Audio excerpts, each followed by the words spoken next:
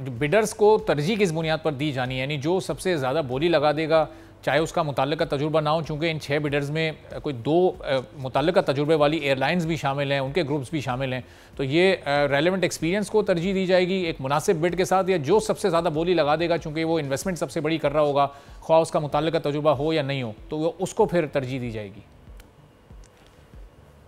मेरे ख्याल में मुझे तो लगता है 3-4 बिडर्स तो ऐसे हैं कि जिन्होंने कहीं ना कहीं बैनुल-अक़वामी एयरलाइंस के साथ कोई कोलैबोरेशन किया है और कर लिया है ना, तो वो एलिमेंट भी शामिल है कि उनके पास भी कहीं ना कहीं एक बैनुल-अक़वामी एयरलाइन का तजुर्बा उनके साथ शामिल है, क्योंकि उनके जो टेक्निकल एक्सपर्ट्स थे जिन्होंने पहले टेक्निकली ड्यू डिलीजेंस करके वो टेक्निकली उन्होंने अपने आप को साउंड साबित किया, अपने तमाम वो माहिरीन थे एविएशन के और एयरलाइन इंडस्ट्री के, फाइनेंशियल साइड के, तो मेरे ख्याल में वो साबित करने के बाद ही वो टेक्निकल प्री क्वालिफ़िकेशन में प्री क्वालिफाई करके आगे आए हैं।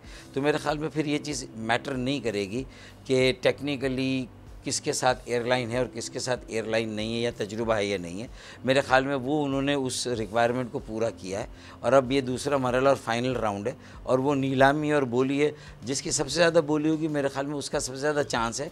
लेकिन शायद कैबिनेट कमेटी ऑन प्राइवेटाइजेशन जो CCOP की वो भी इसको देखेगी और दोनों की टेक्निकल जो नंबर्स हैं पहले दिए गए और अब फाइनेंशियल में जो पहले और दूसरे नंबर की बोली वाले होंगे, मुझे नहीं मालूम, लेकिन मेरा आइडिया कि शायद उन दोनों को एक मरतबा फिर इवेल्यूएट करें, असेस करें और फिर ठोक बजाकर देखें कि किसको देना चाहिए। ठीक है, तो मेरे ख्याल में फ़ैसला ऊपर जाके होगा, लेकिन मुनासिब यही कि जिसने बोली ज़्यादा दे दी उस दिन आपके रिज़र्व प्राइस पे, जो कि आप नीलामी वाले दिन ज़ाहिर करेंगे और उसमें वो 45 अरब का खसारा भी उठाएंगे और उसके ऊपर भी हुकूमत को और PI को कुछ देंगे, आपको कुछ देंगे, तो मेरे ख्याल में फिर उस पर जो है वो सौदा मुझे लगता है कि डन हो जाएगा। और फारूक साहब, ये चूँकि एक टेस्ट केस है, इसके बाद फिर एक लंबी फहरिस्त है इदारों की, जिसमें स्टील मिल भी है, HBFC भी है और कुछ दीगर इदारे हैं जो कि प्राइवेटाइज इनको होना है।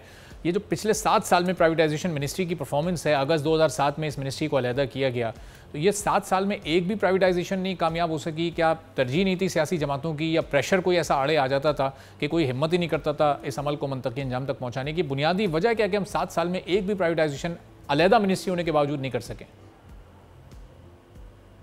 देखिए, इन 7 सालों में बड़ा हिस्सा तो 4 साल PTI की हुकूमत के थे ना, जो बहुत बड़ी तब्दीली का दावा करते थे और उनके यहाँ भी ये प्रोसेस कोई आगे नहीं बढ़ सका और उनकी तरजीहात का भी कुछ अंदाज़ा नहीं हुआ कि ओवरऑल पैराडाइम शिफ्ट जिसे कहते हैं ना मईशत की, उस पैराडाइम शिफ्ट के लिए प्राइवेटाइजेशन उनकी तरजीहात में कहाँ स्टैंड करती है, तो उसका कोई अंदिया नहीं मिला।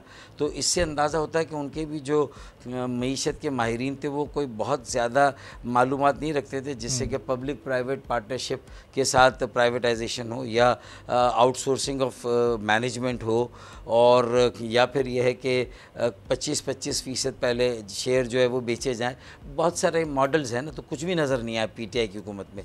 तो 4 साल तो उनके भी हैं, तो उनकी भी जिम्मेदारी थी कि वो कुछ करते, स्टील मिल के लिए भी कुछ करते। अब देखें, खसारा पूरा करने के लिए आप अगर 100 अरब चाहिए आज किसी इदारे को, आप 20 अरब देंगे, वो 20 अरब भी पी जाएगा क्योंकि उसका पैंदा नहीं है और वहाँ से 20 अरब चले जाएंगे। हाँ, 100 अरब देंगे तो पैंदा रिपेयर होगा और वो 100 अरब किसी काम आएंगे, वरना काम नहीं आएंगे। अब ये चीज़ें रिस्क लेने की होती है, ये चीज़ें बोल्ड स्टेप्स लेने की होती है, ये चीज़ें वसाइल को मैनेज करने की होती है, तो वो चीज़ें तो हुई नहीं, किसी ने ये हिम्मत नहीं की।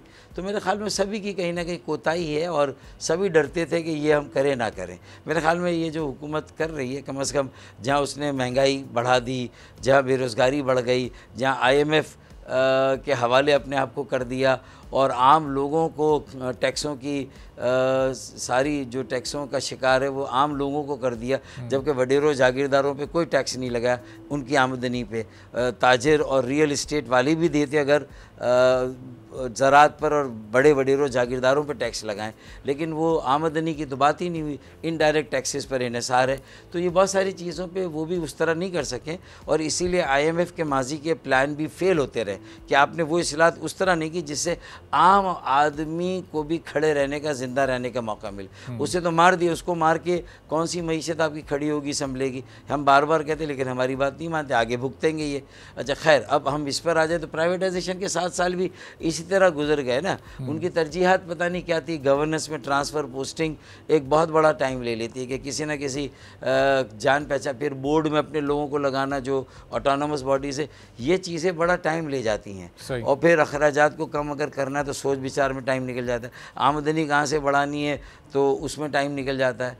तो वो जिसे कहते हैं ना कि एक एक करके चीज़ें हों और वो निकलती चली जाए, आपके घोड़े सारे तैयार हो, पहला घोड़ा निकले, दूसरा निकले, आपके रिफॉर्म एजेंडा तैयार होना चाहिए। आवाम पे बोझ कम से कम होना चाहिए, उन्हें बेदखल नहीं कर सकते आप माशी अमल से ना। ये अगर किसी ने नहीं किया तो मैं कहता हूँ सारे रिफॉर्म्स आखिर में बेकार हो जाएंगे। फिर हमारा आइनी तरमीम बिल है, वे जुडिशल रिफॉर्म भी आप कर दें, कोई और रिफॉर्म भी कर दें, माशी रिफॉर्म भी थोड़े करेंगे, लेकिन अगर लोकल इकॉनमी को, लोकल ऑटोनॉमी को, अगर लोकल एम्पावरमेंट नहीं होगी तो कैसे 130 शहर आपके तरक्की के इंजन बनेंगे? चाइना में 1 पार्टी रूल है, लेकिन देखें कि वहाँ पर लोकल गवर्नमेंट सबसे ज़्यादा एम्पावर्ड है। और शंघाई का जादू ही तो आज हज़ारों अरब का जो फॉरेन एक्सचेंज उनके पास है, चाइना के पास हज़ारों अरब की उनके पास एक्सपोर्ट है भाई। हम तो 30 अरब पर रुके हुए। वियतनाम जो हमसे पीछे था आज 250-300 अरब की उसकी एक्सपोर्ट हो गई है, हम 30 अरब पर रुके हुए। तो हमें बहुत सारी चीज़ें सोचनी है। हमने शहरों को एम्पावर नहीं किया, ज़िलों को नहीं किया, उन्हें तरक्की का इंजन नहीं बनाया, ये बहुत बड़ी उनके इंफ्रास्ट्रक्चर को सही नहीं किया। सब्सक्राइब करें और बेल दबाएं ताकि कोई खबर रह न जाए।